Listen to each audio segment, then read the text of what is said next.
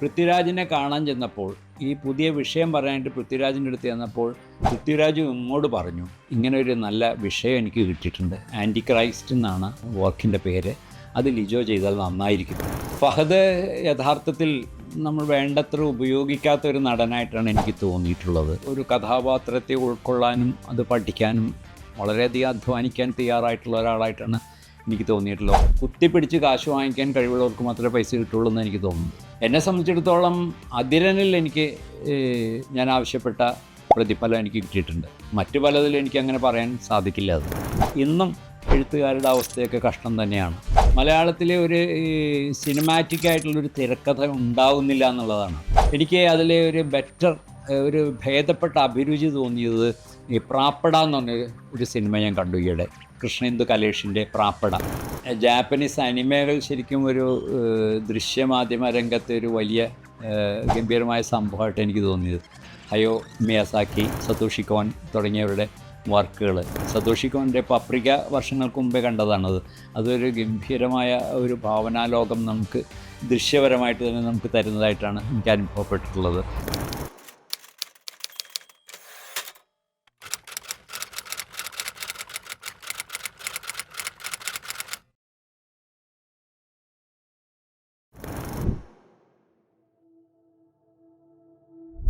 ഇപ്പോൾ ഒരു 90-കൾ മുതൽ ഈ കേരളത്തിലെ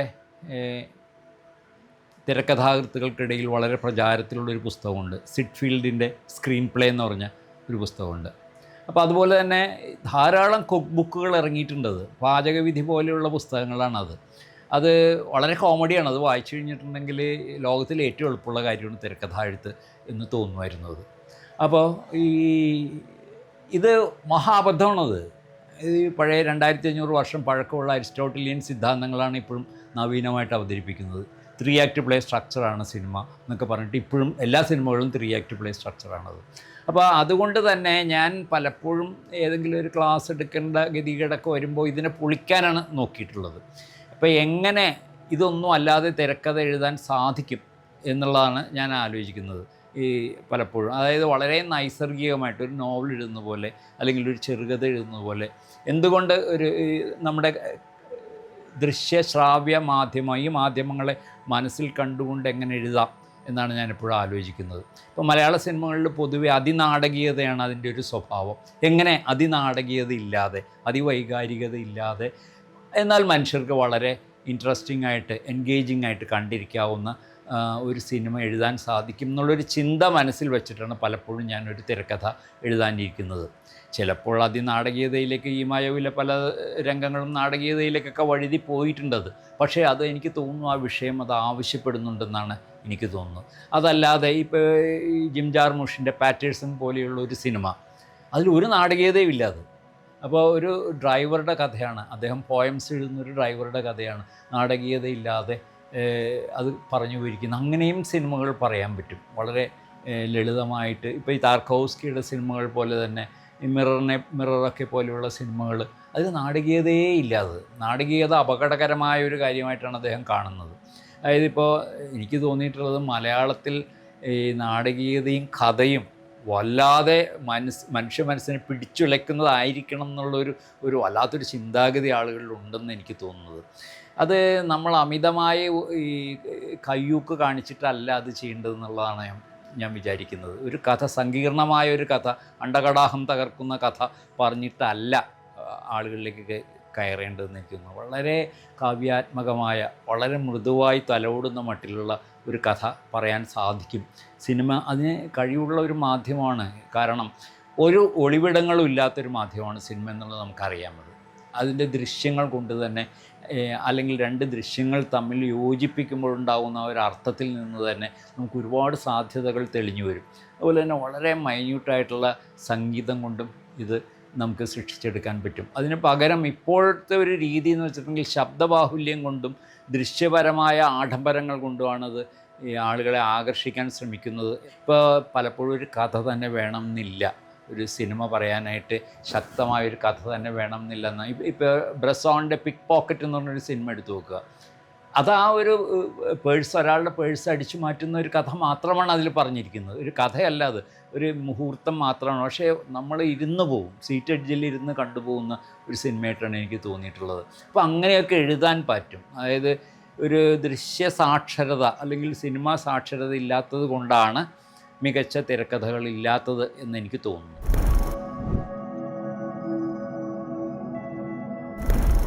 മലയാള സിനിമയിലെ തിരക്കഥകൾ പൊതുവേ എന്താ പറയുന്നത്, വളരെ ടാക്കി ആയിട്ടാണ് തോന്നുന്നത്. എപ്പോഴും എല്ലാം പറഞ്ഞ് മനസ്സിലാക്കുക എന്നുള്ളതാണ്.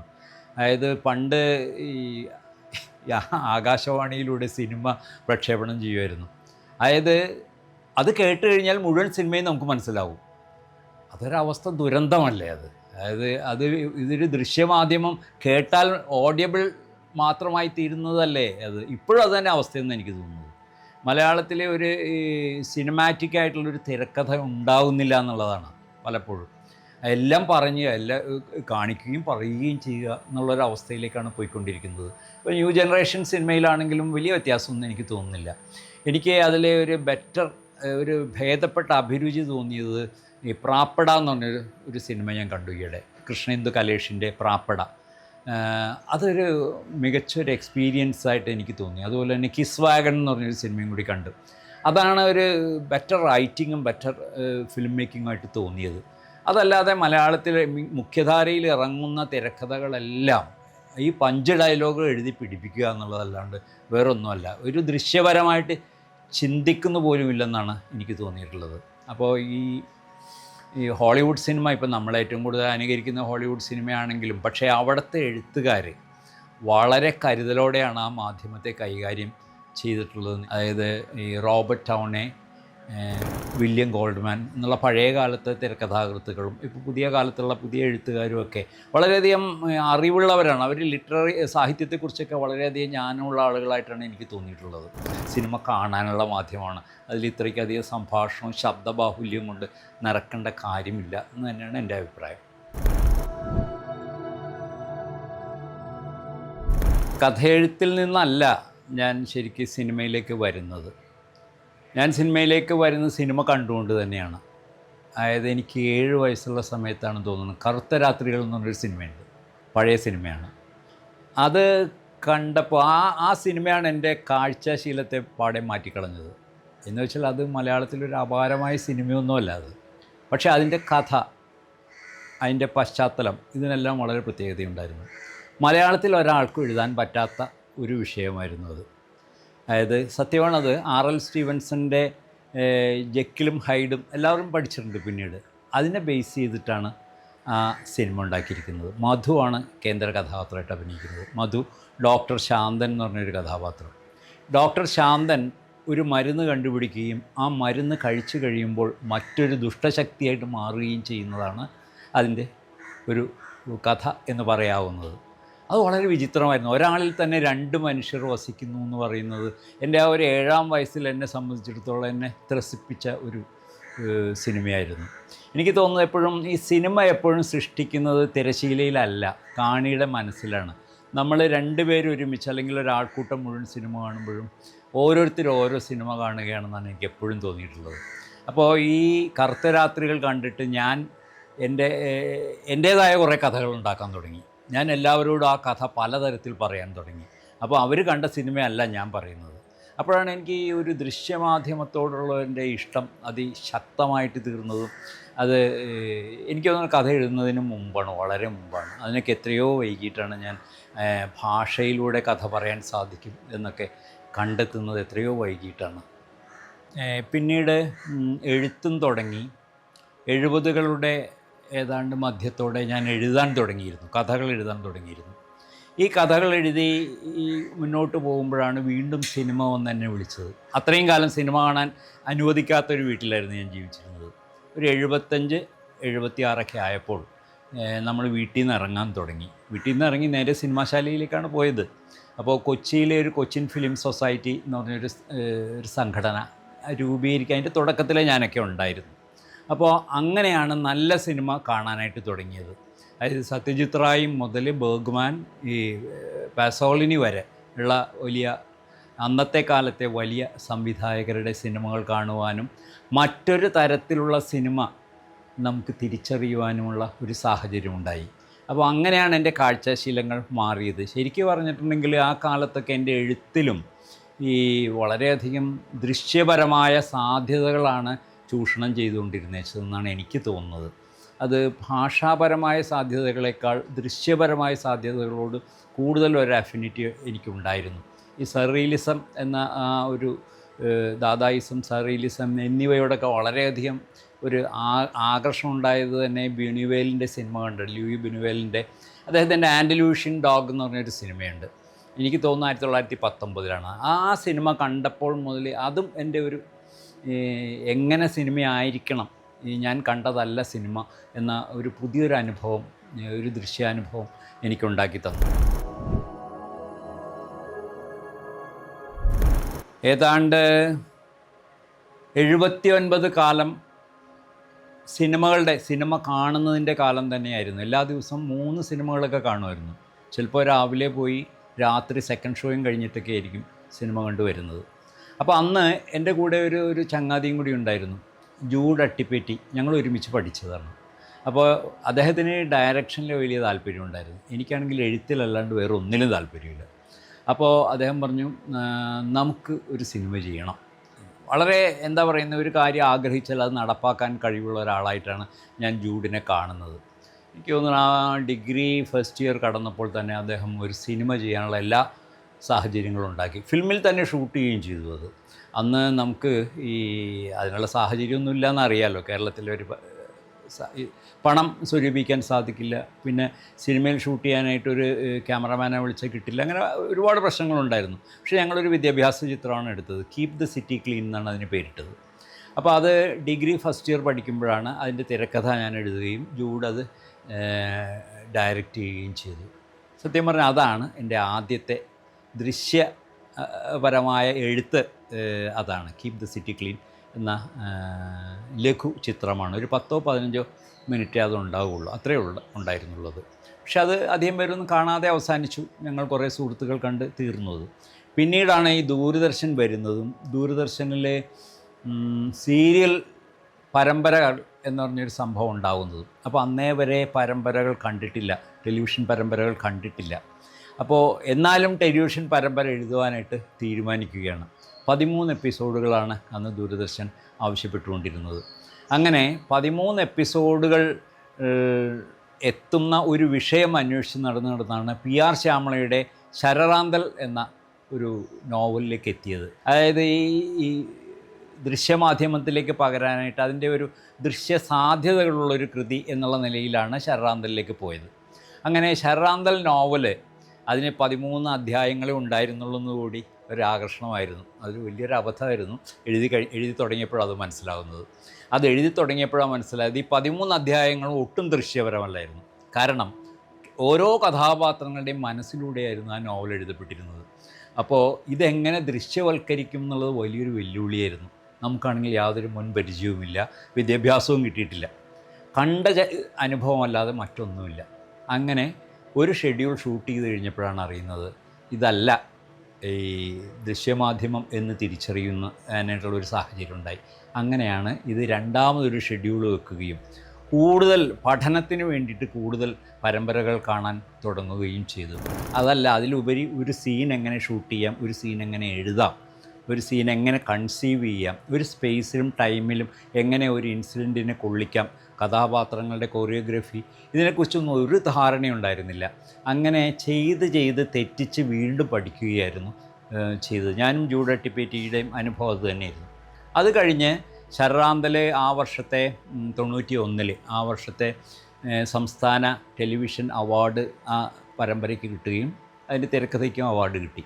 അപ്പോൾ അത് കഴിഞ്ഞിട്ട് കുറച്ചുകൂടി ഒരു പഠിച്ചു എന്നുള്ളൊരു വിശ്വാസത്തിലാണ് മിഖായേലിൻ്റെ സന്തതികൾ എന്നൊരു പരമ്പര ചെയ്യുവാനായിട്ട് തീരുമാനിക്കുന്നത്.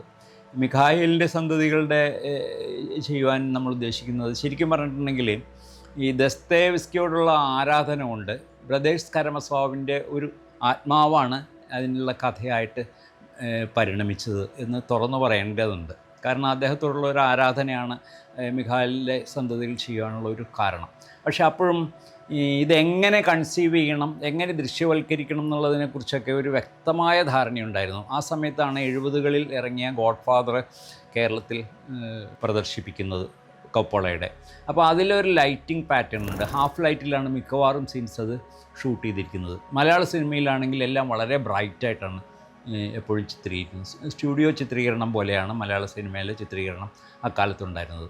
അപ്പോൾ അങ്ങനെ ഞങ്ങളെ ഒരു വാം ടോണിലാണ് ഈ മിഖായിലിൻ്റെ സന്തതികൾ ചിത്രീകരിക്കാനായിട്ട് ജൂഡ് ഞാനും കൂടെ ആലോചിച്ച് തീരുമാനിച്ചത്. അപ്പോൾ അതൊരു പുതിയ ഒരു അവസ്ഥയായിരിക്കും. അതിനെ വാം ടോണിൽ ചിത്രീകരിക്കാനായിട്ടുള്ള കാരണങ്ങളൊക്കെ ഞങ്ങൾക്കുണ്ടായിരുന്നു. അങ്ങനെ ഈ മിഖായിലിൻ്റെ സന്തതികൾ കുറച്ചുകൂടി ഒരു ബെറ്ററായിട്ടുള്ള ഒരു ദൃശ്യഭാഷ കൈവരിക്കുവാനായിട്ടുള്ള ഒരു ഹോംവർക്കായിട്ട് തീർന്നു എന്നുള്ളതാണ്. അവിടെ നിന്ന് വീണ്ടും ഓഫർ വന്നു, ഈ മിഖായിലിൻ്റെ സന്തതികൾ എന്തുകൊണ്ട് സിനിമയാക്കിക്കൂടാ എന്ന് നമ്മുടെ അതിൽ അഭിനയിച്ച ജോസ് പ്രകാശിൻ്റെ സഹോദരനായ പ്രേംപ്രകാശ് ഞങ്ങളുടെ അടുത്ത് വന്ന് പറഞ്ഞു. പ്രകാശ് മൂവി ടോൺ എന്ന് പറഞ്ഞൊരു നല്ലൊരു ചലച്ചിത്ര നിർമ്മാണ കമ്പനി അദ്ദേഹത്തിനുണ്ടായിരുന്നു. അദ്ദേഹം അത് നമുക്ക് സിനിമയാക്കിയാലോ, അതിൻ്റെ തുടർച്ച സിനിമയാക്കണം എന്നാണ് ഞങ്ങളെല്ലാവരും കൂടി തീരുമാനിച്ചു. അദ്ദേഹം അല്ല പറഞ്ഞത്, ഞങ്ങളെല്ലാവരും കൂടി തീരുമാനിച്ചത് അതാണ്. ഈ മിഖായിലിൻ്റെ സന്തതികൾ പരമ്പര വൻ വിജയമായിരുന്നു ദൂരദർശനിൽ.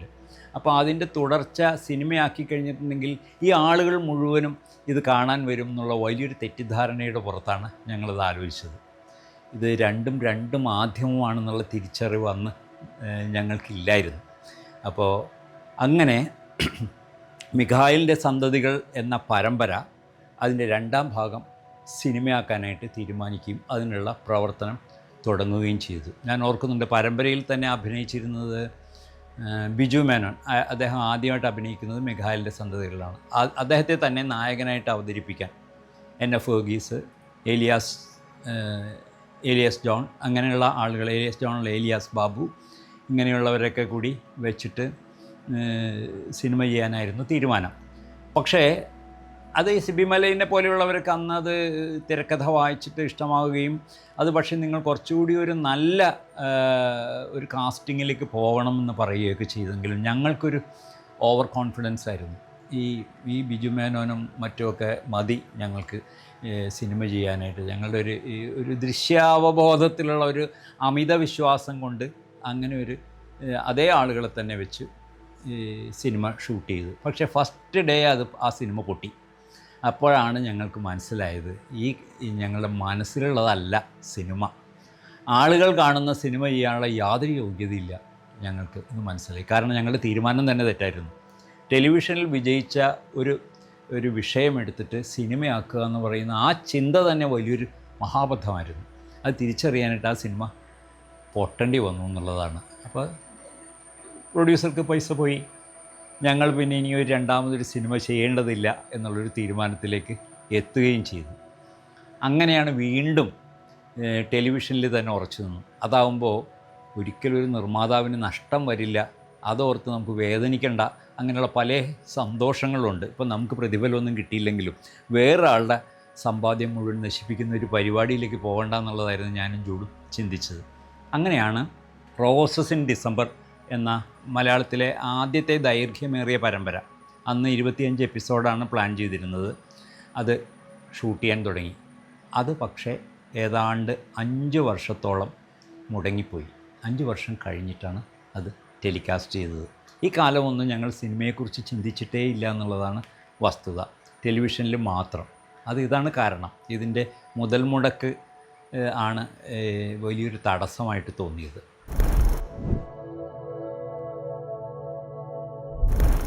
1993 നമ്മൾ മിഖായിലിൻ്റെ സന്തതികൾ ചെയ്യുന്നത്. അതേ വർഷം തന്നെ പുത്രനും റിലീസ് ചെയ്തു. പുത്രൻ പരാജയപ്പെട്ട കാര്യം ഞാൻ പറഞ്ഞുണ്ടോ. ആ വർഷം തന്നെ നല്ലൊരു കാര്യം സംഭവിച്ചു. ജൂഡ് അട്ടിപ്പേറ്റിയുടെ മൂത്ത ജ്യേഷ്ഠൻ പീറ്റർ ലാൽ അട്ടിപ്പേറ്റി അമേരിക്കയിൽ നിന്ന് വന്നിരുന്നു. ഞങ്ങൾ തമ്മിൽ വളരെ സ്നേഹബന്ധവും ഒരു സാഹോദര്യവും ഒക്കെ ഉള്ള ആളാണ്. അപ്പോൾ അദ്ദേഹത്തിൻ്റെ വീട്ടിലൊരു വലിയൊരു ലൈബ്രറി ഉണ്ട്. എന്നെ ഏറ്റവും അധികം ആകർഷിക്കുന്ന ഒരു സംഭവം അതായിരുന്നു. അതായത് അവിടെയാണ് ഞാൻ ഈ പറഞ്ഞ ഫെല്ലിനി, ഉസു, ബർഗ്മാൻ ഇവരുടെ എല്ലാം ടെക്സ്റ്റുകൾ ഞാൻ ആദ്യമായിട്ട് കാണുന്നത് അവിടെയാണ്.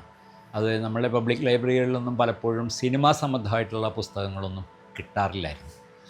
അപ്പോൾ ഈ പീറ്റർ ലാൽ അട്ടിപ്പേറ്റി വന്നിട്ട് പറഞ്ഞു, നമുക്കൊരു തിരക്കഥ എഴുതാം എന്ന് പറഞ്ഞു.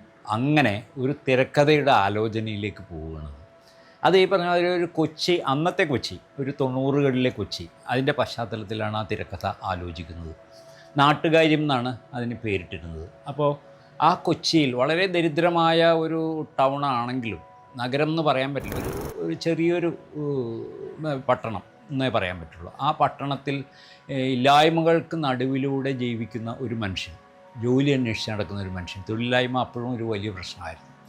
ആ മനുഷ്യൻ ഈ ഇല്ലായ്മകൾക്ക് നടുവിലാണെങ്കിലും ജീവിതം വളരെ സമൃദ്ധി നിറഞ്ഞതാണ് എന്നും മട്ടിലാണ് അത് ചിത്രീകരിച്ചിരിക്കുന്നത്. അത് കുറച്ചൊരു മാജിക്കൽ റിയലിസത്തിൻ്റെ സ്വഭാവത്തോടുകൂടിയാണ് അന്ന് ആ സിനിമ ആലോചിക്കുമ്പോൾ തന്നെ എഴുതിയിരുന്നു. ചെറിയ ചെറിയ കാര്യങ്ങളിൽ ജീവിതത്തിലുണ്ടാവുന്ന മാജിക്, പക്ഷെ മനുഷ്യനൊരിക്കലും അത് കാണുന്നില്ല എന്ന മട്ടിലുള്ള ഒരു ദൃശ്യ ചിന്തയോടുകൂടിയാണ് ആ നാട്ടുകാര്യം എഴുതിയത്.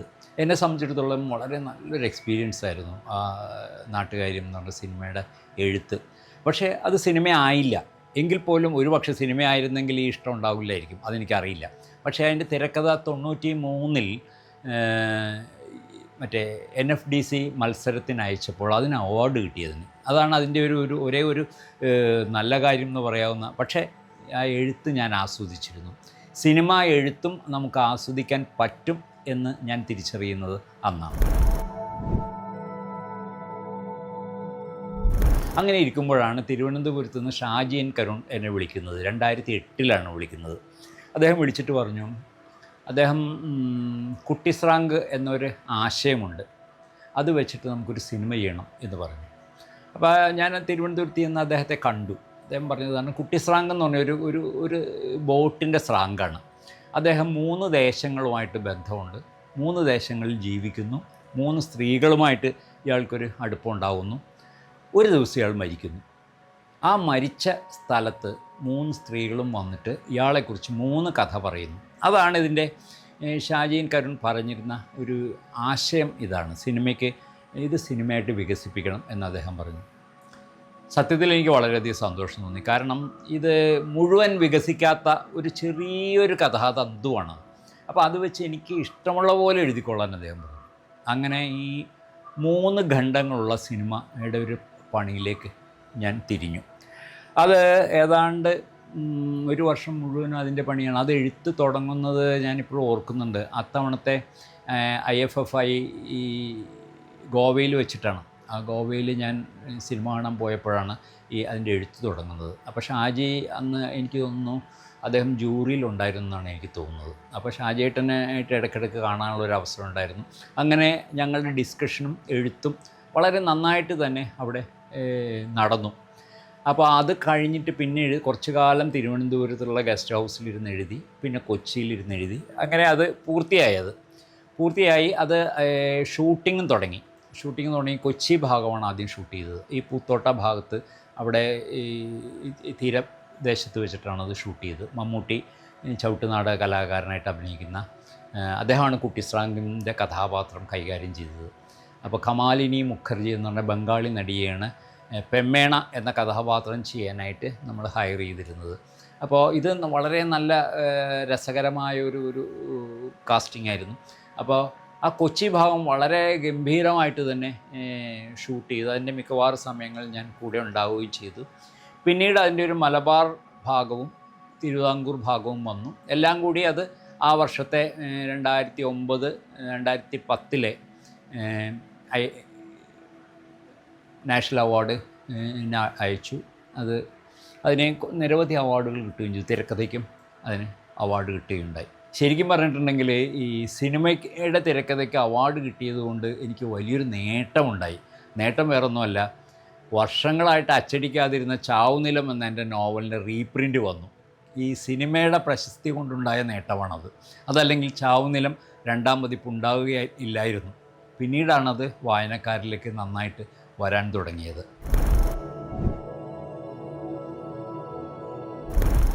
ലിജോയെ എനിക്ക് നേരത്തെ അറിയാമായിരുന്നു. അദ്ദേഹം ബാംഗ്ലൂരിൽ പഠിച്ചുകൊണ്ടിരിക്കുന്ന കാലത്ത് എൻ്റെ ഒരു സെറ്റിൽ വന്നിരുന്നു. ഞാൻ ആ സമയത്ത് കുറേയധികം ടെലിവിഷൻ പരമ്പരകൾ ചെയ്തിരുന്നൊരു സമയമായിരുന്നു. അന്ന് ലിജോയുടെ അച്ഛൻ ജോസ് പെല്ലിശ്ശേരി എൻ്റെ കൂടെ അഭിനയിക്കുന്നുണ്ടായിരുന്നു. പല്ലിശ്ശേരി ചേട്ടനാണ്, ജോസേട്ടനാണ് എന്നെ ഈ ലിജോയെ പരിചയപ്പെടുത്തുന്നത്. മാത്യു സീതൻ്റെ മോനാണ്, അവന് ഭയങ്കര സിനിമാ ഭ്രാന്തുള്ള ഒരുത്തനാണ് എന്നൊക്കെ എൻ്റെ അടുത്ത് പരിചയപ്പെടുത്തി. അന്ന് ലിജോയെ കണ്ടപ്പോൾ മുതൽ ഞങ്ങൾ സംസാരിച്ച് മുഴുവൻ സിനിമയെക്കുറിച്ചാണ്.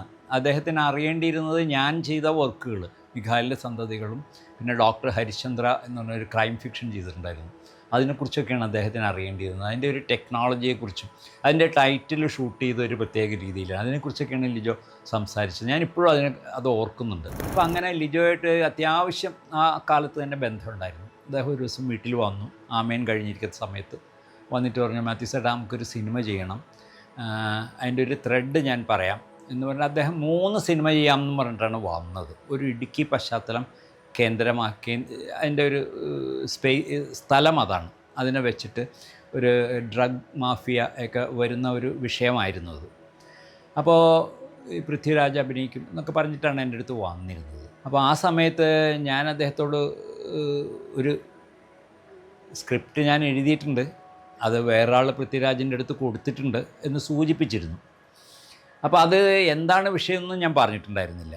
അദ്ദേഹം പൃഥ്വിരാജിനെ കാണാൻ ചെന്നപ്പോൾ, ഈ പുതിയ വിഷയം പറയാനായിട്ട് പൃഥ്വിരാജിൻ്റെ അടുത്ത് ചെന്നപ്പോൾ പൃഥ്വിരാജ് ഇങ്ങോട്ട് പറഞ്ഞു, ഇങ്ങനെ ഒരു നല്ല വിഷയം എനിക്ക് കിട്ടിയിട്ടുണ്ട്, ആൻറ്റി ക്രൈസ്റ്റ് എന്നാണ് വർക്കിൻ്റെ പേര്, അത് ലിജോ ചെയ്താൽ നന്നായിരിക്കും എന്ന് പറഞ്ഞു. അങ്ങനെ ലിജോ വീണ്ടും എൻ്റെ അടുത്ത് വരുന്നു, എന്താണ് ആൻറ്റി ക്രൈസ്റ്റിൻ്റെ കഥ എന്ന് ചോദിച്ചിട്ട് വരുന്നു. അങ്ങനെ ഞാനത് പറയുന്നത് ലിജോയ്ക്ക് ഈ കഥ വളരെയധികം ഇഷ്ടമാവുന്നു. അങ്ങനെ അതൊരു പ്രോജക്റ്റായി അത് എഴുതാൻ വേണ്ടിയിട്ട് ഞങ്ങൾ വാഗമണ് പോയിരിക്കുകയാണ്. നല്ല കൊടും തണുപ്പുള്ളൊരു സമയമാണ്, നല്ല മഴയുണ്ട്.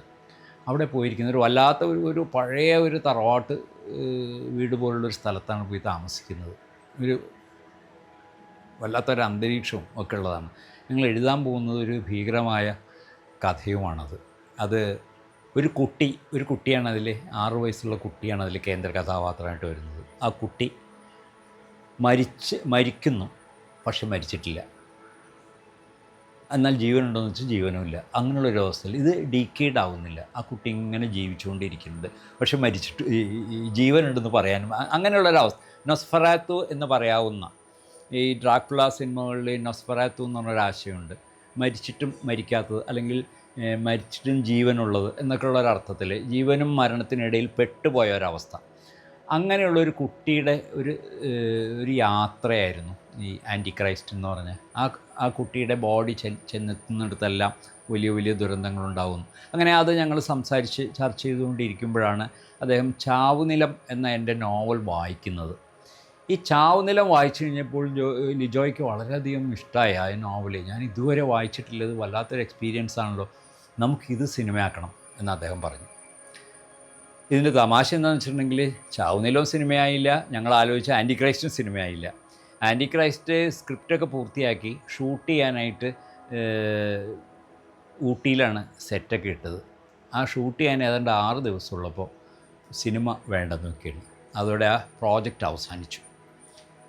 അത് കഴിഞ്ഞിട്ട് പിന്നെ ഏതാനും മാസങ്ങൾ കഴിഞ്ഞപ്പോൾ, ഏതാനും മാസമല്ല 1 വർഷം കഴിഞ്ഞപ്പോൾ ലിജോ എൻ്റെ അടുത്ത് വന്നിട്ട് പറഞ്ഞു, മാത്യു നമുക്ക് ചാവുനിലം ചെയ്യാൻ പറ്റിയില്ലെങ്കിൽ ആ ചെല്ലാനം പരിസരത്തുള്ള തീരദേശത്തുള്ള മനുഷ്യരെക്കുറിച്ചൊരു സിനിമ ചെയ്യണം.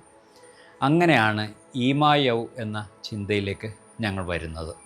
അങ്ങനെ ചാവുനിലത്തിൻ്റെ പശ്ചാത്തലത്തിൽ ഒരു സിനിമ ചെയ്യാം, അതായത് ചെല്ലാനം തീരദേശം, അവിടുത്തെ ലത്തീൻ ക്രിസ്ത്യാനികളുടെ ജീവിതത്തെ ആസ്പദമാക്കിയുള്ളൊരു സിനിമയാണ് നമ്മൾ ചെയ്യാനായിട്ട് ആലോചിച്ചിരുന്നത്. അപ്പോൾ അതിനെ ലിജോയാണ് അതിൻ്റെ ഒരു ആദ്യത്തെ വരി പറയുന്നത്. ഒരപ്പൻ, അയാൾക്ക് മറ്റൊരു ബന്ധമുണ്ട്. അയാൾ ഒരു ദിവസം വീട്ടിൽ ഒരു താറാവും അരക്കുപ്പി മദ്യമൊക്കെ ആയിട്ട് നാടൻ വാറ്റുമൊക്കെ ആയിട്ട് വീട്ടിലേക്ക് വരുന്നു. അന്ന് രാത്രി അയാൾ അവിടെ വീണ് മരിക്കുന്നു. ഈ മരണ വീട്ടിൽ അയാളുടെ 2ാം ഭാര്യയും വരുന്നു. അങ്ങനെ കാര്യങ്ങൾ കുറേ കൂടി സങ്കീർണമാകുന്നു. ഇങ്ങനെ തുടങ്ങിയ ഒരു ആലോചനയാണത്. അപ്പോഴാണ് ഞാൻ ലിജോയോട് ഈ ചാവുനിലത്തിലെ ചില രംഗങ്ങൾ പറയുന്നത്. ചാവുനിലത്തിൽ പേറുവിൻ്റെ മരണം, പന്തലൊക്കെ മഴ കൊണ്ട് പന്തലൊക്കെ ഇടിഞ്ഞ് പൊളിഞ്ഞ് തകരുന്ന ഒരു ചിത്രീകരണമായിരുന്നു ആ നോവലിൽ അതുള്ളത്. ഒപ്പം തന്നെ കണ്ണോക്ക് എന്ന് പറഞ്ഞ എൻ്റെ ഒരു കഥയുണ്ടായിരുന്നു. ആ കഥയിൽ ഒരാൾ മരിച്ചിട്ട് അയാളുടെ മുഖത്തെ പാട് കണ്ടിട്ട് അടികൊണ്ട് മരിച്ചതാണെന്നുള്ള കൊന്നിട്ടതാണെന്നുള്ളൊരു തെറ്റിദ്ധാരണയിൽ അവിടുത്തെ പള്ളി വികാരി ആ കേസാക്കാൻ വേണ്ടിയിട്ട് പോലീസിൽ റിപ്പോർട്ട് ചെയ്യുന്നു.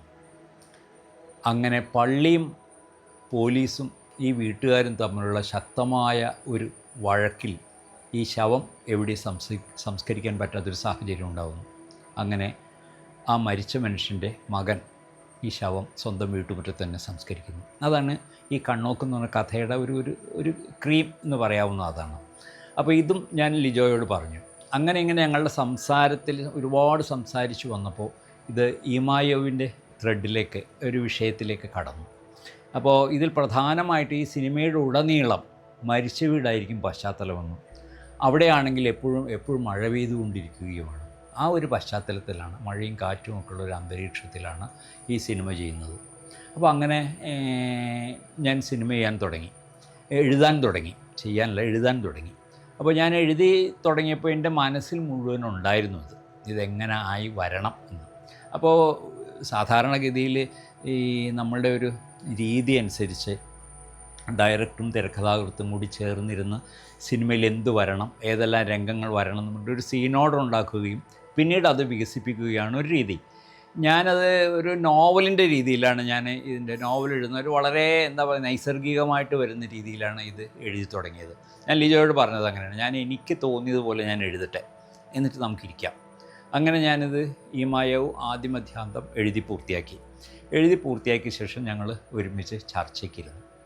അപ്പോൾ ഞങ്ങൾ രണ്ടുപേരും ചർച്ച ചെയ്ത് വീണ്ടും കുറേ മോഡിഫിക്കേഷൻസൊക്കെ വരുത്തി അത് ഏതാണ്ട് സ്ക്രിപ്റ്റ് ലോക്ക് ചെയ്തു. ഈ സ്ക്രിപ്റ്റ് ഇത് മതി, നമുക്ക് ഇനി ഷൂട്ട് ചെയ്യാൻ നേരത്ത് വേണ്ട ചേഞ്ചസ് മതി എന്നുള്ള തീരുമാനത്തിലെത്തുന്നു. അങ്ങനെ എത്തിക്കഴിഞ്ഞപ്പോഴാണ് അറിയുന്നത് ഇതിന് സീൻ ഓർഡർ ഇല്ല. സാധാരണഗതിയിൽ ഒരു മെയിൻ സ്ട്രീം സിനിമ ഷൂട്ട് ചെയ്യുമ്പോൾ അതിനൊരു സീൻ ഓർഡർ ഉണ്ടാവും. അത് വെച്ചിട്ടാണ് എല്ലാ പ്ലാനിങ്ങും സമാന്തരമായിട്ട് നടത്തുന്നത്. അങ്ങനെ ഇതിന് സീൻ ഓർഡർ രണ്ടാമതുണ്ടാക്കുകയാണ് ചെയ്യുന്നത്. അപ്പോൾ അതിൻ്റേതായ ഒരു ഗുണമുണ്ടായിരുന്നു. കാരണം ആ ഒരു നൈസർഗികമായി ഒരു എഴുത്തിൻ്റേതായ ചില നല്ല നിമിഷങ്ങൾ അതിൽ കടന്നു വന്നിരുന്നു. അത് കഴിഞ്ഞിട്ട് പിന്നെ ഇത് സംവിധായകൻ്റെ കയ്യിലേക്ക് ചെന്നു. അദ്ദേഹം ഇത് ചെല്ലാനത്ത് ലൊക്കേഷനെല്ലാം കണ്ട് അത് ഷൂട്ട് ചെയ്യാനുള്ള ഒരു സ്ഥലമൊക്കെ നിശ്ചയിച്ച് പ്രധാന വീടായിട്ട് ചിത്രീകരിച്ച ആ വീട് ഞാനിപ്പോഴും ഓർക്കുന്നുണ്ട്. ആ വീട്ടിൽ പോകാൻ നേരത്ത് ഞാനും ഉണ്ടായിരുന്നു.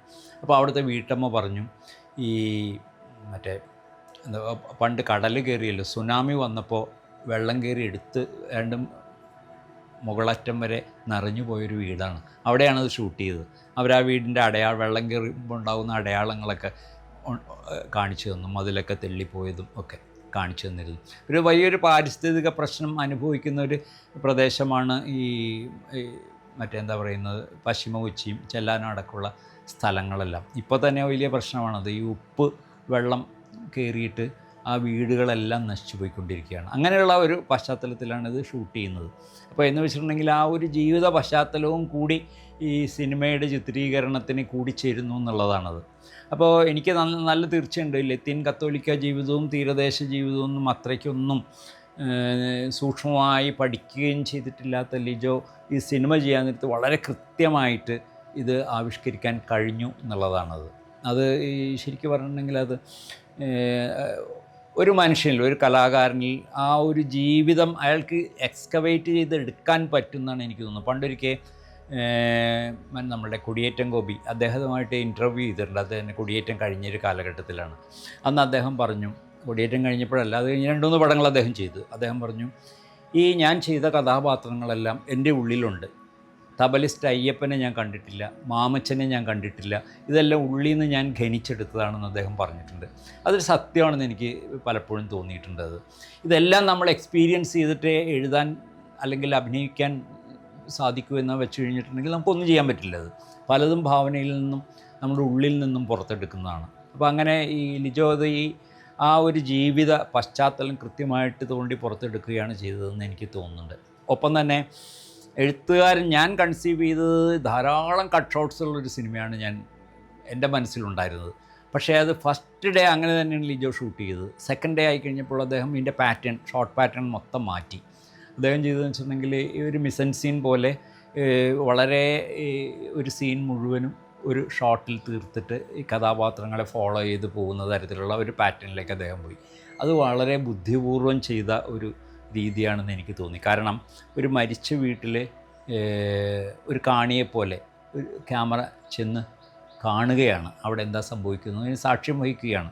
അത് യഥാർത്ഥം പറഞ്ഞാൽ അതൊരു മരിച്ച വീടിൻ്റെ ചിത്രീകരണമായിരുന്നില്ല, തീരദേശത്തെ ഒരു മരിച്ച വീട്ടിലേക്ക് ജീവിതം കടന്നു വരികയായിരുന്നു. വളരെ പലതരത്തിലുള്ള വിചിത്രരായ മനുഷ്യർ, പലതരത്തിലുള്ള ജീവിതം നയിക്കുന്ന ആളുകൾ അവിടേക്ക് കടന്നു വരികയും അവർ പരസ്പരം ഇൻറ്ററാക്റ്റ് ചെയ്യുകയും ചെയ്യുന്ന തരത്തിലാണ് അതിൻ്റെ ചിത്രീകരണം. അപ്പോൾ അതിൽ തന്നെ വളരെ എന്താ പറയുക, വളരെ വികാര തീവ്രമായ നിമിഷങ്ങളൊക്കെ ഉണ്ട്. അതിൻ്റെ അവസാന രംഗമൊക്കെ വളരെ വികാര തീവ്രമാണത്. അപ്പോൾ അതിൻ്റെ തൊട്ട് മുമ്പുള്ള നിമിഷങ്ങളെല്ലാം തീർച്ചയായിട്ടും സംവിധായകൻ തന്നെ കോൺട്രിബ്യൂട്ട് ചെയ്തതാണ്. ഞാനിത് അപ്പൻ്റെ ശവം, മകൻ ഈശി, വീട്ടുമുറ്റത്ത് കുഴിവെട്ടി മൂടി എന്ന് എഴുതി വയ്ക്കാൻ ഒരു എഴുത്തുകാരൻ എഴുതി വെച്ചാൽ അയാളുടെ പണി കഴിഞ്ഞു. പക്ഷേ അതിലേക്ക് ലീഡ് ചെയ്യുന്ന ഷോട്ട് ബിൽഡ് ചെയ്യുക എന്നുള്ളത് ഒരു നല്ല സംവിധായകന് മാത്രം സാധിക്കുന്ന കാര്യമാണ്. അത് ഷൂട്ട് ചെയ്ത് കഴിഞ്ഞപ്പോഴാണ് അദ്ദേഹം ഇങ്ങനെ ഓരോ ഷോട്ടുകളും പ്ലാൻ ചെയ്യുന്നത് കണ്ടപ്പോഴാണ് എനിക്ക് മനസ്സിലായത്, ഇത്രയും ബിൽഡപ്പ് ഉണ്ടെങ്കിൽ മാത്രമേ അത് വർക്ക് ചെയ്യുള്ളൂ എന്നുള്ള കാര്യം. മാത്രമല്ല അതുവരെ ആ സിനിമയ്ക്ക് സംഗീതം, പശ്ചാത്തല സംഗീതം ഉണ്ടായിരുന്നില്ല എന്നുള്ള ഒരു കാര്യം നമ്മൾ കാണികൾ ആരും ആലോചിക്കുന്ന പോലുമില്ല. ഈ കുഴി വെട്ടി മൂടിക്കഴിയുമ്പോഴാണ് അവിടെ ഡിജിഡിഡു ആണെന്ന് തോന്നുന്നു, ആ മ്യൂസിക് ഇൻസ്ട്രുമെൻറ്റിൻ്റെ ശബ്ദം തുടങ്ങുകയും അത് വലിയൊരു മ്യൂസിക്കിലേക്ക് കയറിപ്പോവുകയും ചെയ്യുന്നു. അത് കണ്ടുകൊണ്ടിരിക്കുമ്പോൾ എനിക്ക് തന്നെ ഒരു വല്ലാതെ ഇത് ശരിക്കും പറഞ്ഞെങ്കിൽ ഒരു ഡയറക്ടറുടെ ഒരു വൈദഗ്ധ്യം തന്നെയാണ് അതൊക്കെ, സംശയമില്ല. എഴുത്തുകാരൻ അങ്ങനെയൊക്കെ ചിന്തിക്കാൻ പറ്റണമെന്നില്ല. നമ്മളൊരു രംഗം എഴുതുമ്പോൾ അതിൽ സംഗീതമില്ല, അതിലൊന്നുമില്ല, നമ്മളുടെ ഉള്ളിൽ നിന്നുള്ളൊരു ആവിഷ്കാരം മാത്രമേ നടക്കുന്നുള്ളൂ. അപ്പോൾ അതുകൊണ്ട് തന്നെ എനിക്ക് ഒരു കാര്യം ഉറപ്പാണ്, എനിക്കൊരിക്കലും ഒരു സംവിധായകനാകാൻ പറ്റില്ല. കാരണം എനിക്ക് എഴുതാനേ പറ്റുള്ളൂ. ഉള്ളിലുള്ളത് പുറത്തേക്ക് ഇടാൻ പറ്റും, പക്ഷേ അതിലെന്തെല്ലാം മറ്റു കാര്യങ്ങൾ എന്തെല്ലാം കൂട്ടിച്ചേർക്കാൻ പറ്റും എന്നുള്ള ആ ഒരു എന്താ പറയുക പ്രായോഗിക ബുദ്ധിയോ ആ ഒരു സെൻസിബിലിറ്റിയോ എനിക്കില്ല. അപ്പോൾ അത് ലിജോയ്ക്കുള്ളത് കൊണ്ടാണ് ഈ മായവ് വളരെ മെച്ചപ്പെട്ടൊരു സിനിമയായി തീർന്നത്. മെച്ചപ്പെട്ടെന്ന് എൻ്റെ കാഴ്ചപ്പാടിൽ, ഞാൻ എഴുതിയതിൽ എനിക്ക് ഏറ്റവും കൂടുതൽ ഇഷ്ടമായ ഒരു സിനിമയും ഈ മായവ് തന്നെയാണ്. അത് എങ്ങനെ കാണണം എന്നാഗ്രഹിച്ചു ആ രീതിയിൽ ആ സിനിമ വന്നു എന്നുള്ളതാണ് അതിൻ്റെ ഒരു പ്രത്യേകത. 2018 തുടക്കത്തിൽ ഫഹദ് എന്നെ വിളിച്ചിട്ട് പറഞ്ഞു, മാത്യു ചേട്ടൻ ഒരു ചെറുപ്പക്കാരൻ വരും, അദ്ദേഹത്തിൻ്റെ കയ്യിലൊരു കഥയുണ്ട്, അതൊന്ന് കേൾക്കണം, അത് നന്നാക്കാൻ പറ്റുമെങ്കിൽ അത് ഏറ്റെടുക്കണം. അപ്പോൾ ഞാൻ ചോദിച്ചു, ഫഹദ് അഭിനയിക്കുന്നുണ്ടോ എന്ന് ചോദിച്ചു. അത് നന്നായിട്ട് വരികയാണെങ്കിൽ അഭിനയിക്കണം എന്ന് എനിക്ക് ആഗ്രഹമുണ്ട് എന്ന് പറഞ്ഞു. നല്ല കഴിവുള്ള ചെറുപ്പക്കാരനാണെന്ന് പറഞ്ഞു. അങ്ങനെയാണ് ആദ്യമായിട്ട് വിവേക് വർഗീസ് എന്ന ഒരു ചെറുപ്പക്കാരനെ ഞാൻ കാണുന്നത്. അദ്ദേഹം എൻ്റെ അടുത്ത് വന്നിട്ട് വളരെ പ്ലസൻ്റായിട്ടുള്ള ഒരു മനുഷ്യൻ, വളരെ ഊർജ്ജസ്വലനും പ്ലസൻ്റായിട്ടുള്ള ചെറുപ്പക്കാരൻ. എൻ്റെ മൂത്ത മകൻ്റെ പ്രായമേ ഉള്ളൂ. അപ്പോൾ എനിക്ക് വളരെ കൗതുകം തോന്നിയത്, ഇത്രയും ചെറുപ്പക്കാരനായിട്ടുള്ളവരുമായിട്ട് എന്നോട് കമ്മ്യൂണിക്കേറ്റ് ചെയ്യാൻ അവർ തയ്യാറാകുന്നുണ്ടല്ലോ എന്നുള്ളൊരു സന്തോഷം എനിക്ക് തോന്നി. അദ്ദേഹം വന്ന് കഥ പറഞ്ഞു. വളരെ എന്താ പറയുന്നത്, ഒട്ടും റിയലിസ്റ്റിക് അല്ല, കുറച്ചധികം അതിഭാവുകത്വമുള്ള ഒരു കഥയാണ്. അപ്പോൾ അദ്ദേഹം പറഞ്ഞു, ഇതിൻ്റെ മൂലകഥ എഡ്ഗാർ അലൻ പോയുടെ ഒരു ഷോർട്ട് സ്റ്റോറിയിൽ നിന്ന് അദ്ദേഹം കണ്ടെടുത്തൊരു കഥയാണത് എന്നും പറഞ്ഞിട്ടാണ് എൻ്റെ അടുത്ത് പറഞ്ഞത്. അപ്പോൾ കഥ കുറച്ച് ഇൻട്രസ്റ്റിംഗ് ആയിട്ട് എനിക്ക് തോന്നി. കാരണം ഭ്രാന്തിനെ പ്രശ്നവൽക്കരിക്കുന്ന ഒരു വിഷയമാണ് അദ്ദേഹം പറഞ്ഞത്. അത് വളരെ ഫിക്റ്റീഷ്യസ് ആയിട്ടുള്ള ഒരു ഭ്രാന്താലയത്തിൽ നടക്കുന്ന കൂട്ടമരണങ്ങളും അവിടെ എത്തിപ്പെടുന്ന ഒരു സ്കിസോഫ്രീനിയ രോഗിയും, ഒരു കൊലയാളിയാണ് ആക്ച്വലി ആ കഥാപാത്രം, കേന്ദ്ര കഥാപാത്രം. അയാൾ സ്കിസോഫ്രീനിക്കാണ്. ഒപ്പം തന്നെ അവിടെ വേറൊരു സ്ത്രീ കഥാപാത്രമുണ്ട്. അവരാണെങ്കിൽ അവരും മറ്റൊരു തരത്തിൽ പരാധീനതയുള്ള ഒരു മാനസികമായിട്ടുള്ള പരാധീനതകളുള്ള ഒരു പെൺകുട്ടിയുമാണത്. ഇവർ തമ്മിലുള്ള ഒരു അടുപ്പത്തിലേക്ക് നയിക്കുന്നു. അതാണ് ഇതിൻ്റെ വേണമെങ്കിൽ ഒരു കേന്ദ്രപ്രമേയം എന്ന് പറയാം. എന്നാൽ അതിലുപരി ഈ ഭ്രാന്തിനെ പ്രശ്നവൽക്കരിക്കുന്നു എന്നുള്ളതാണ് എന്നെ ഏറ്റവും അധികം ആകർഷിച്ചൊരു കാര്യം. അതാണത്. അപ്പോൾ ഈ ഭ്രമാത്മകതയും കാര്യമായിട്ട് വർക്ക് ചെയ്യുന്നൊരു സ്പേസ് ഇതിലുണ്ടായിരുന്നത്. അപ്പോൾ അതിനെ അനു മൂത്തെടുത്ത് എന്ന് പറഞ്ഞ ബോംബെയിൽ നിന്ന് വന്നൊരു ക്യാമറമാനാണ്. അദ്ദേഹമായിട്ടൊക്കെ സംസാരിച്ച് കഴിഞ്ഞപ്പോൾ ഇവർക്ക് രണ്ടുപേർക്കും വളരെ കൃത്യമായിട്ട് ഒരു കാഴ്ചപ്പാടുള്ളതുപോലെ എനിക്ക് തോന്നിയത്. മാത്രമല്ല ഈ പലപ്പോഴും എനിക്ക് വിയോജിപ്പുണ്ടെങ്കിലും ഞാൻ ഒരു അടുത്ത തലമുറയും ആയിട്ടുള്ള ഒരു കമ്മ്യൂണിക്കേഷൻ എളുപ്പമാക്കാനുള്ള ഒരു ആലോചന, കുറേ വിട്ടുവീഴ്ചകളോട് അവിടെ നിന്നും കുറേ വിട്ടുവീഴ്ചകളോടെ അങ്ങനെയാണ് ഞാൻ ഈ അതിരൻ എന്ന സിനിമ പൂർത്തിയാക്കിയത്. അത് സാമാന്യം നല്ല വിജയമായിരുന്നു. അത് ഫഹദ് യഥാർത്ഥത്തിൽ നമ്മൾ വേണ്ടത്ര ഉപയോഗിക്കാത്തൊരു നടനായിട്ടാണ് എനിക്ക് തോന്നിയിട്ടുള്ളത്. അദ്ദേഹം ഒരു കഥാപാത്രത്തെ ഉൾക്കൊള്ളാനും അത് പഠിക്കാനും വളരെയധികം അധ്വാനിക്കാൻ തയ്യാറായിട്ടുള്ള ഒരാളായിട്ടാണ്. ഈ ധാരാളം സിനിമകൾ കാണാനും അതിൻ്റെ ഒരു ദൃശ്യ സാധ്യതകൾ ഉൾക്കൊള്ളാനും അദ്ദേഹം ശ്രമിക്കുന്നതായിട്ട് എനിക്ക് തോന്നിയിട്ടുണ്ട്. പിന്നെ പലപ്പോഴും മലയാള സിനിമ നടന്മാർക്ക് ഒരാൾ നടനായിക്കഴിഞ്ഞാൽ പലപ്പോഴും അവരെല്ലാം സർവജ്ഞാനികളായിട്ട് മാറും. അങ്ങനെ അല്ലാത്ത ഒരാളായിട്ട് എനിക്ക് ഫഹദിനെ തോന്നിയിട്ടുണ്ട്. അദ്ദേഹം അറിയില്ല എന്ന് പറയുകയും അതിനുവേണ്ടി അത് പഠിക്കാൻ തയ്യാറാവുകയും അതിനുവേണ്ടി ഒരു ബെറ്റർ പെർഫോമൻസ് കൊടുക്കാൻ തയ്യാറാകുകയും. ഇപ്പോൾ ഈ അതിരൻ ചെയ്യുമ്പോൾ തന്നെ ഈ സംവിധായകൻ ഓക്കെ പറഞ്ഞ പല രംഗങ്ങളും അദ്ദേഹം വന്ന് എനിക്ക് അത് തൃപ്തിയായില്ല, ഒന്നുകൂടി ചെയ്യണം എന്നൊക്കെ പറഞ്ഞ് അദ്ദേഹം ചോദിച്ച് ചെയ്യുന്നതൊക്കെ ഞാൻ കണ്ടിട്ടുണ്ട്. അതല്ലാതെ തന്നെ നമ്മൾ അദ്ദേഹത്തിൻ്റെതായി കണ്ട ചിത്രങ്ങളിൽ അയാൾ ഇനിയും മുഴുവനായിട്ടും അദ്ദേഹത്തിൻ്റെ കഴിവുകൾ നമ്മൾ എടുത്തിട്ടില്ല എന്നാണ് എനിക്ക് തോന്നുന്നത്. തീർച്ചയായിട്ടും ഒരു മികച്ച നടനാണ്, മികച്ചൊരു സാധ്യതയാണ് ഫഹദ് മലയാള സിനിമയ്ക്ക്. മലയാള സിനിമയിൽ ഈ എഴുത്തിന് അത്ര മൂല്യമുള്ളൊരു കാര്യമായിട്ട് കാണുന്നവർ വളരെ കുറവായിട്ടാണ് എനിക്ക് തോന്നിയിട്ടുള്ളത്. എന്നെ സംബന്ധിച്ചിടത്തോളം അതിരനിൽ എനിക്ക് ഞാൻ ആവശ്യപ്പെട്ട പ്രതിഫലം എനിക്ക് കിട്ടിയിട്ടുണ്ട്.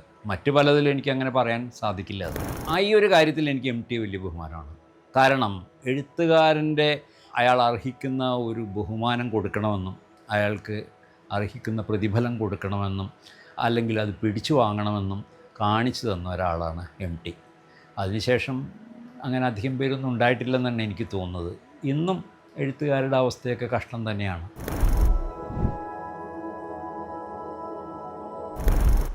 പെട്ടെന്ന് ഓർമ്മ വരുന്ന 5 സിനിമകൾ ഞാൻ പറയാം. കൊടിയേറ്റം, അടൂർ ഗോപാലകൃഷ്ണൻ്റെ കൊടിയേറ്റം, അദ്ദേഹത്തിൻ്റെ തന്നെ എലിപ്പത്തായം, ഈ 2 സിനിമകൾ എനിക്ക് വളരെ പ്രിയപ്പെട്ടതാണ്. പിന്നെ അരവിന്ദൻ്റെ കാഞ്ചനസീത അന്നത്തെ കാലത്ത് വളരെ എക്സ്പെരിമെൻ്റലായിട്ട് നിൽക്കുന്നൊരു സിനിമയാണത്. ഇപ്പോൾ വീണ്ടും ഒന്ന് കാണാൻ ഞാൻ ശ്രമിച്ചിട്ടില്ല, ഒന്ന് കണ്ടു നോക്കണം എന്നുണ്ടത്. മറ്റൊന്ന് അതിൻ്റെ ഒരു പ്രത്യേകതയായിട്ട് എനിക്ക് തോന്നിയത് ഒരു നാടകം എടുത്തിട്ട് എങ്ങനെ സിനിമാറ്റിക്കായിട്ട് ചെയ്യാൻ പറ്റും എന്ന് അദ്ദേഹം ആലോചിച്ചു എന്നുള്ളതാണ്. ഒരു മലയാളത്തിലൊരു ഗംഭീരമായൊരു നാടകം എടുത്തിട്ട് അദ്ദേഹം സിനിമയാക്കിയത്. അതുകൂടി അതിൻ്റെ ഒരു പ്രത്യേകതയാണ്. പിന്നെ 1 മുതൽ 0 വരെ എന്ന് പറഞ്ഞാൽ മുഖ്യധാരയിൽ വന്ന ഒരു സിനിമയുണ്ട്. രഘുനാഥ് പല്ലേരി സംവിധാനം ചെയ്ത ജിജോയുടെ ബാനറിൽ വന്ന ഒരു സിനിമ വളരെ ഗംഭീരമായ അന്നത്തെ ഒരു ശ്രമത്തിൽ സാങ്കേതികമായ ഒരു മികവ് പുലർത്തിയൊരു സിനിമയായിട്ട് എനിക്ക് തോന്നിയിട്ടുണ്ട്. പിന്നെ ഈ അടുത്ത കാലത്തുണ്ടായ ഒരു കൃഷ്ണേന്ദു കലേഷ് ചെയ്ത പ്രാപ്പട എന്നൊരു സിനിമ, അതൊരു നല്ലൊരു എക്സ്പെരിമെൻ്റായിട്ടാണ് എനിക്ക് തോന്നുന്നത്. കോവിഡ് കാലത്ത് ഷൂട്ട് ചെയ്തൊരു സിനിമയാണ്. വളരെ ലോ ബഡ്ജറ്റിൽ ചെയ്തതാണെങ്കിലും അതൊരു നല്ലൊരു മികച്ച ഡിജിറ്റൽ സിനിമയുടെ ഒരു മാതൃകയായിട്ട് എനിക്ക് തോന്നിയിട്ടുണ്ട്. ഇന്ത്യൻ സിനിമകൾ എടുത്തു നോക്കിക്കഴിഞ്ഞാൽ ധാരാളം ഉണ്ടത്. പക്ഷേ ഇപ്പോൾ എനിക്ക് ഓർമ്മ വരുന്ന ഒരു 5 സിനിമ ഞാൻ പറയാം. അത് മനസ്സിൽ കിടക്കുന്നതാണ്. ഈ കോളേജ് കാലത്ത് കണ്ടതാണ്. ഗരം ഹവ എന്ന് പറഞ്ഞൊരു സിനിമയുണ്ട്, MS സത്യുവിൻ്റെ. ഒരു പൊളിറ്റിക്കൽ സിനിമയാണത്. അന്നത്തെ കാലത്ത് വളരെയധികം ഇഷ്ടപ്പെട്ടൊരു സിനിമയാണ്. അത് കഴിഞ്ഞ് പിന്നെ പറയാൻ തോന്നുന്നത് സത്യജിത് റേയുടെ അബുത്രയം. ആ 3 സിനിമകളും വളരെ പ്രധാനപ്പെട്ടതാണ് എന്നെ സംബന്ധിച്ചിടത്തോളം. പിന്നെ എനിക്ക് ഓർമ്മ വരുന്നൊരു സിനിമ മണി കൗളിൻ്റെ മട്ടി മാനസ് എന്ന് പറഞ്ഞ ഡോക്യുമെൻ്ററിയാണ്. അത് നമ്മളുടെ വേണുവാണ് അതിൻ്റെ ക്യാമറ ചെയ്തിരിക്കുന്നത്. ഗംഭീരമായൊരു ക്യാമറ വർക്കാണത്. ഇന്നും അതിൻ്റെ ഓർമ്മ എൻ്റെ മനസ്സിലുണ്ട്.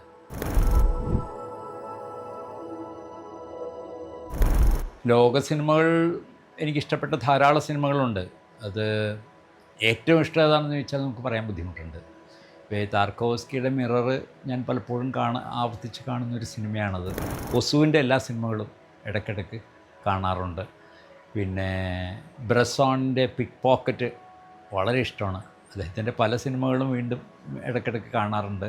ബാൽത്തസാറൊക്കെ പിന്നെയൊക്കെ കാണാറുണ്ട്.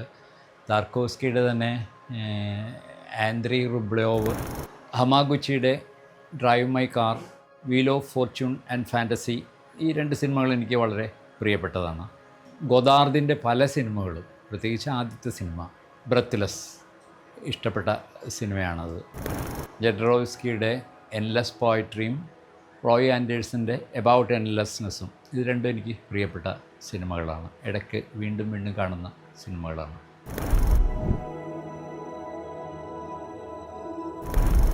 ലൂയി ബുനുവേലിൻ്റെ കുറേ അധികം സിനിമകൾ എഴുതിയ ക്ലോഡ് കരിയറിൻ്റെ എഴുത്ത് എനിക്ക് വളരെ ഇഷ്ടമാണ്.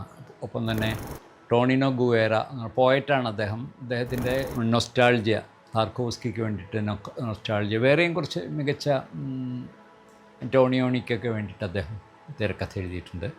പിന്നെ ഹോളിവുഡിലെ വളരെ പ്രശസ്തനായ ഹിറ്റ് ചിത്രങ്ങൾ എഴുതിയ വില്യം ഗോൾഡ്മാൻ, മുഖ്യധാരയിൽ എനിക്ക് ഏറ്റവും ഇഷ്ടപ്പെട്ട ഒരു എഴുത്തുകാരൻ അദ്ദേഹമാണ്. പിന്നെ റോബർട്ട് ടൗണെ, അദ്ദേഹം ഹോളിവുഡിൽ തന്നെയുള്ള വളരെ പ്രശസ്തനായ ഒരു എഴുത്തുകാരനാണ്. പിന്നെ വളരെ വ്യത്യസ്തമായി ഈ ഉള്ള തിരക്കഥ എഴുതിയത് അലൻ റോബ്ഗ്രിയെ എന്ന് പറഞ്ഞ നോവലിസ്റ്റാണ്. അദ്ദേഹം മരിയൻ ബാദ് ഒക്കെ എഴുതിയതാണ്. ഈ ഗംഭീരമായ ഒരു പരീക്ഷണാത്മകമായ സിനിമയാണ്. ഏതാണ്ട് ഇത്രയും പേരൊക്കെയാണ് എനിക്ക് പെട്ടെന്ന് ഓർമ്മ വരുന്ന എഴുത്തുകാർ.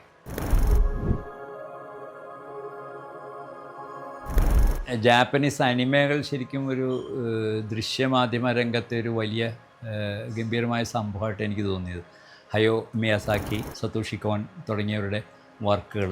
സതോഷി കോൻ്റെ പപ്രിക വർഷങ്ങൾക്ക് മുമ്പേ കണ്ടതാണത്. അതൊരു ഗംഭീരമായ ഒരു ഭാവനാലോകം നമുക്ക് ദൃശ്യപരമായിട്ട് തന്നെ നമുക്ക് തരുന്നതായിട്ടാണ് എനിക്ക് അനുഭവപ്പെട്ടിട്ടുള്ളത്.